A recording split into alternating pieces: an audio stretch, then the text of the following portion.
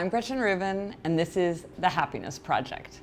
The pigeon of discontent for this week is, I've noticed that many of your readers, myself included, like to take notes, collect aphorisms, and generally like to jot things down. In several of the comment sections, I've read pleas that echo my own. What are the best ways to organize the various musings that we all make?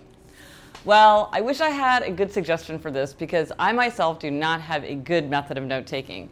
I take notes constantly, and I have my whole life. Here's one of my first ones where I took notes. This one I had in college. This was later in college and law school. I did do something interesting, which was for something that I did from post-law school to 2006. I kept them, and then I made them into a book using lulu.com, and so that's great. And that's good. That's good because I can really just flip through it like a book, but it's typed, so it's easier to read than reading my handwriting. For example, here's one from Somerset Mom who said, I think the secret of playwriting can be given in two maxims. Stick to the point, and wherever you can, cut. So that's good. But I have to admit that ever since then, when I got very ambitious, now I take all my notes on my laptop.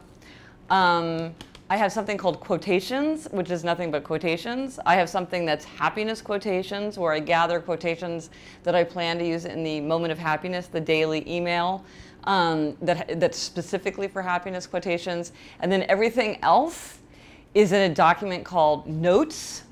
And it literally is just any note that I feel like taking on any subject at all. It's completely disorganized. There is no organization. And the way that I find what I'm looking for is by using word search in word processing. And so it's very scattershot, and yet I find that it works for me, and I get all the fun of taking notes.